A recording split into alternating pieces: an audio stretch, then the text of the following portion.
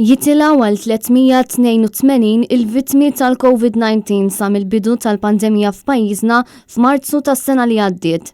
Dan wara li bejn il-ħamis u l-ġimgħa tilfu ħajjithom 4 irġiel bl-etajiet tagħhom ivarjaw minn 68, 72, 73 sa 80 sena.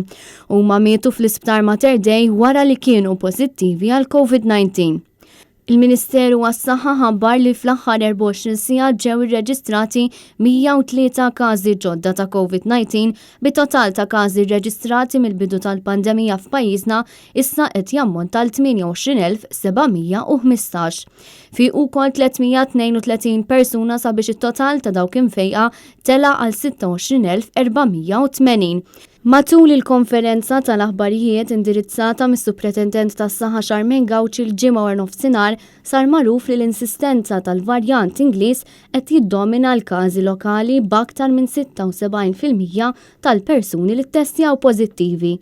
Aħna bqajna nagħmlu genetic sequencing fuq il-każijiet li għandna Malta u naqbdu random samples ħalli naraw ukoll kemm hija l-proporzjon tal-każijiet pożittivi li għandna li qegħdin ikunu kkaġunati mill-varjant. U fakkarkom li konna rapportajna li fit-13 ta' Marzu konna sibna 75% tal-każijiet pożittivi u mill-aħħar data li għamilna analiżi tal-positive cases li kellna fit-18 ta' Marzu tela għal 79.2% u għamilna analiżi fit-23 ta' Marzu ukoll tal-każijiet pożittivi u dan kien ta' 76%.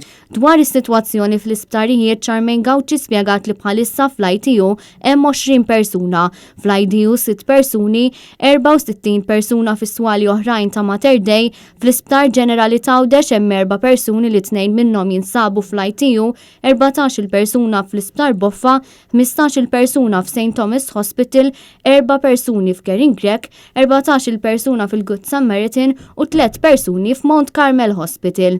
Sal-ġimgħa taw 166,104 dożi tal-vaċċin li minnhom 48,933 persuna ingħataw iż-żewġ dożi. Mistoqsija dwar jekk kienx hemm persuni li ħadu żewġ dożi tal-vaċċin iżda sfortunatament xorta waħda tilfu ħajjithom, il-Professur Gauci kkonfermat li kien hemm 6 persuni li mietu wara li ġew imlaqma kontra l-COVID-19. Mill-evalwazzjoni ta' dawk id-dożi kollha li tajna ta' dawk il-persuni kollha li ngħataw żewġ dożi, aħna sibna li kien hemm 6 persuni li tilfu ħajjithom wara li huma ħadu dawk iż-żewġ dożi wkoll. Xerona De Bono, Net News.